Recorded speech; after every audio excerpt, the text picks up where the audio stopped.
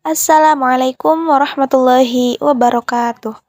Kami dari kelompok 3 yang beranggotakan Desintia Arfazkiyah, Anissa Fadia Hayya, Lutfia Cahya Aini, Zahratun Nikia Alfiani, Sahrul Nurul Iman, dan Muhammad Anwar Nuh, yang akan menjelaskan biografi tentang Kiai Haji Abbas Abdul Jamil. Kiai Abbas. Beliau merupakan putra sulung Kiai Abdul Jamil yang dilahirkan pada hari Jumat tanggal 24 Zulhijjah tahun 1300 Hijriah atau tahun 1879 Masehi di Pekalongan, Cirebon, dan wafat pada tanggal 1 Rabiul Awal tahun 1365 Hijriah atau 1946 Masehi. Nama lengkap Kiai Abbas yaitu Muhammad Abbas bin Abdul Jamil. Namun, karena Kiai Abbas juga adalah seorang mursyid tarekat Syatariyah dan muqaddam tarekat Tijaniyah, maka nama beliau menjadi Maulana As-Sayyid Asy-Syaikh Al-Arif Billah Muhammad Abbas bin Abdul Jamil. Kiai Abbas berasal dari keluarga yang alim. Ayahnya, yaitu Kiai Abdul Jamil, merupakan putra Kiai Muta'id, cucu menantu Mbah Muqayyim, pendiri pesantren Buntet. Ibunya bernama Nyai Aisyah, cucu dari pendiri pondok pesantren Buntet, yaitu Mbah Muqayyim. Selain Abdul Jamil, Kiai Muta'id juga mempunyai seorang anak perempuan yang bernama Nyai Rokhila. Kemudian beliau menikah dengan Kiai Krian. Kiai Abdul Jamil merupakan murid dari Kiai Anwaruddin atau yang dikenal dengan nama Kiai Krian. Kiai Abdul Jamil dijadikan menantu oleh Kiai Krian dan dinikahkan dengan Sa'adiyah putri beliau. Akan tetapi, karena Sa'adiyah masih kecil, maka Kiai Abdul Jamil dinikahkan lagi oleh Kiai Krian selaku mertuanya dengan Nyai Qori'ah putri Kiai Syatari Penghulu Cirebon. Dari pernikahannya ini, Kiai Abdul Jamil memperoleh keturunan 9 anak, 5 anak putra dan 4 orang. Sedangkan dari pernikahannya dengan Nyai Sa'adiyah, Kiai Abdul Jamil memperoleh keturunan 5 orang anak, 1 putra dan 4 orang putri. Apabila nasabnya diurutkan ke atas melalui jalur ayahnya, maka Kiai Abbas bin Abdul Jamil bin Muta'id bin Raden Nuruddin bin Raden Muridin bin Raden Ali bin Pangeran Punjul bin Pangeran Senopati bin Pangeran Kebon Agung bin Pangeran Dalem Anom bin Pangeran Nata Manggala bin Pangeran Sutajaya Sedoing Demung bin Pangeran Wira Sutajaya bin Pangeran Dipati Anom bin Pangeran Pasarean bin Gunung Jati atau Syekh Syarif Hidayatullah.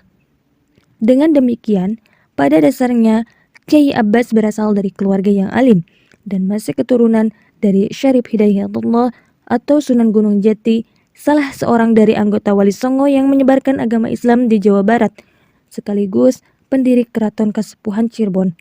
Oleh karena itu, selain memiliki darah pejuang dan pemimpin, ia juga aktif dalam mengabdikan hidupnya untuk bangsa dan tanah air, terlebih untuk menyebarkan dan mengamalkan ilmu yang dimilikinya kepada masyarakat luas yang berada di sekitar wilayah Pondok Buntet, Cirebon. Latar belakang pendidikan Kiai Haji Abdullah Abbas. Kiai Haji Abdullah Abbas memulai studinya dengan berguru kepada ayahnya sendiri, yaitu Kiai Haji Abdul Jamil. Setelah mempelajari dasar-dasar ilmu agama, ia berpindah ke pesantren Sukansari di Pleret, Cirebon, di bawah bimbingan Kiai Haji Nasuha. Selain itu, masih di wilayah Jawa Barat, ia pindah lagi ke pesantren Salafi di wilayah Jatisari yang dikelola oleh Kiai Haji Hasan. Barulah beliau meninggalkan daerah Jawa Barat, menuju sebuah pesantren di Jawa Tengah, tepatnya di Kabupaten Tegal yang dikelola oleh Kiai Haji Ubaidah. Setelah menimba berbagai ilmu agama, beliau pindah ke pesantren yang sangat terkenal di Jawa Timur, yaitu Pondok Pesantren Tebu Ireng, Jombang, di bawah bimbingan langsung Kiai Haji Hadratus Syekh Kiai Haji Hasyim Asy'ari, sosok karismatik yang kemudian menjadi pendiri Nahdlatul Ulama. Pesantren Tebu Ireng meningkatkan kedewasaan dan kepribadian Kiai Haji Abdullah Abbas. Karena di sana Kiai Haji Abdullah Abbas bertemu dengan para santri-santri lain dan kiai-kiai di kalangan petani yang disegani oleh masyarakat. Seperti Kiai Haji Abdul Wahab Hasbullah, tokoh dan sekaligus arsitek Yayasan Nahdlatul Ulama, dan Kiai Haji Abdul Manaf yang merupakan pendiri Pondok Pesantren Lirboyo Kediri, Jawa Timur. Meski ilmunya cukup tinggi, namun beliau termasuk murid yang sangat ulet, sehingga beliau tetap berniat memperdalam ilmunya dengan belajar di kota Mekah Al-Mukarramah. Di Mekah Al-Mukarramah, beliau berkuliah di sana yang dibimbing oleh Kiai Haji Mahfud Termas dari Pacitan, Jawa Barat. Yang mana Kiai Haji Mahfud Termas ini karya-karyanya sangat terkenal. Di Mekah ia kembali bersama Kiai Haji Bakir Yogyakarta, Kiai Haji Abdillah Surabaya, dan Kiai Haji Wahab Hasbullah Jombang. Sebagai pelajar dewasa, Kiai Haji Abdul Abbas diberikan amanah untuk mengajar santri-santri dari Indonesia, di antaranya yaitu Kiai Haji Khalil Bararente Kalimanan dan Kiai Haji Sulaiman Babakan Ciwaringin serta santri-santri lainnya. Perjuangan dan peran Kiai Haji Abbas. 1. Kontribusi Kiai Abbas dalam pertempuran Surabaya. Pada pertempuran fase kedua, 10-25 November 1945, Kiai Abbas ikut andil dalam minggu pertama pertempuran tersebut sehingga ia mengatur langkah taktik guna menghadapi tentara sekutu yang berada di Surabaya.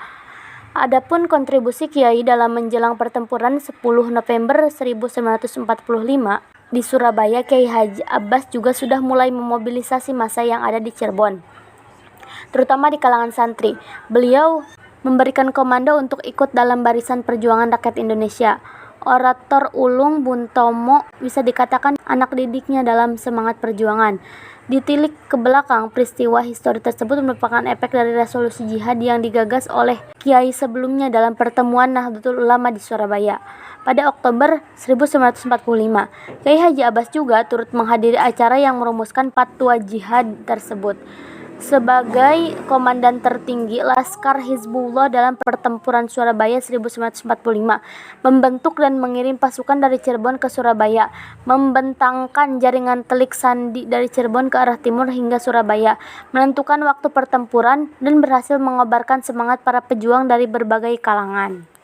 Kiai Haji Abdullah Abbas memiliki perjalanan panjang dan peran yang tidak kecil dari buntet pesantren bagi masyarakat, bangsa, dan negara. Artinya, usia buntet pesantren bukan saja menunjukkan komitmen besar para pengasuhnya untuk melanggengkan keberadaan pondok. Lebih dari itu, perjalanan dan menjadi salah satu pesantren tertua di Jawa Barat. Akan tetapi, ia berperan aktif dalam melawan penjajah. Beliau juga mengajarkan seni bela diri kepada para santri-santrinya untuk ikut mempertahankan kemerdekaan negeri dari penjajah. Pondok pesantren Buntet pun menjadi basis penting laskar-laskar jihad seperti Barisan Hizbullah, Sabilillah, dan PETA atau Pembela Tanah Air, terutama ketika era setelah proklamasi pada tahun 1945. Selain itu, beliau juga membentuk dua regu laskar santri, yakni Ashbal dan Atfal. Kiai Haji Abbas dikenal luas sebagai pejuang yang berani pada zaman revolusi. Kiai Haji Abbas dengan Hizbullahnya berjuang melawan Belanda di beberapa daerah. Beliau dikepung Belanda di hutan jati sehingga selama 3 hari dan 3 malam tidak tidur dan terus bergelir di depan daerah Indramayu, Majalengka hingga Subang. Hidup di belantara hutan membuat Kiai Haji Abdullah Abbas dan rekan-rekan perjuangan kesulitan mendapat bahan makanan sehingga mereka makan seadanya. Kepemimpinan Kiai Haji Abbas dalam memimpin buntet pesantren Cirebon sangat mirip dengan gaya kepemimpinan ayahnya. Pada tahun 1928 bertepatan dengan adanya Sumpah Pemuda, Kiai Haji Abbas membuat inovasi baru di dunia pesantren, yaitu dengan mendirikan madrasah Abnaul Watan Ibtidaiyah yang di dalamnya mengajarkan pendidikan umum. Karya-karya Kiai Haji Abdul Abbas, yaitu yang pertama, organisasi Ashbal. Karya Kiai Abbas dalam bidang kenegaraan adalah salah satu pendiri Laskar Hizbullah. Selain itu, di Pondok Buntut Pesantren, Kiai Abbas membentuk organisasi Ashbal, yang mana Ashbal di sini merupakan organisasi anak-anak yang berusia di bawah 17 tahun, yang dibentuk oleh para sesepuh Pondok pesantren Buntet sebagai pasukan pengintai yang bertugas mengawasi jalan-jalan yang mungkin dilalui musuh dari sebelah mana musuh datang dengan memakai kendaraan apa musuh datang serta bertugas sebagai penghubung yang membawa informasi. Kemudian karya selanjutnya yaitu ada pencaksilat Kiai Abbas. Pada masa pendudukan Jepang, gaya Bushido Jepang dengan penekanannya pada nilai-nilai bela diri dan spiritual, kehormatan dan kesetiaan mampu menarik minat yang besar di antara kaum muda Jawa di pedesaan, di mana lingkungan pesantren mereka juga memberi tekanan pada disiplin spiritual, ketaatan pada kiai dan seni bela diri. Kemudian, karya selanjutnya yang ketiga yaitu penyebar thariqat.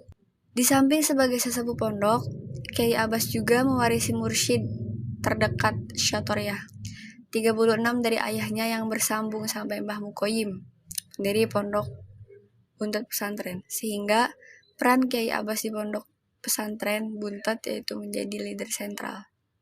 Karena banyak kiai-kiai sepuh juga yang ada di pondok pesantren Buntet. Kemudian karya selanjutnya yang terakhir yaitu ada Madrasah Watoniyah.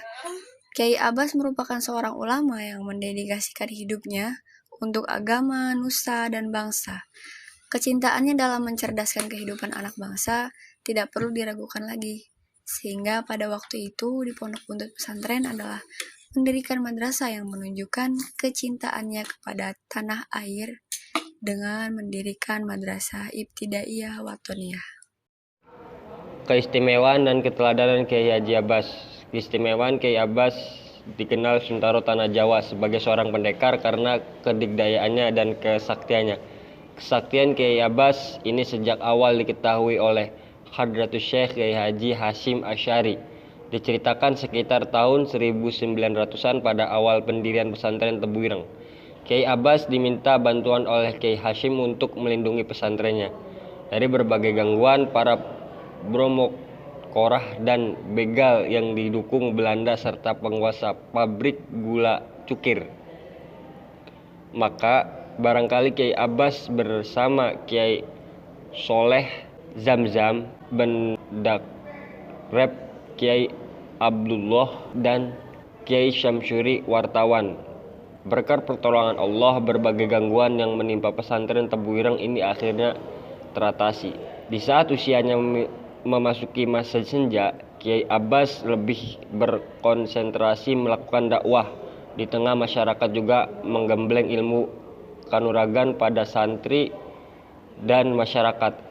Mendidik para santri dan masyarakat dengan ilmu bela diri saat itu dipandang Kiai Abbas sebagai kebutuhan mendesak sebagai bekal melakukan perlawanan atas kesewenang-wenangan para penjajah.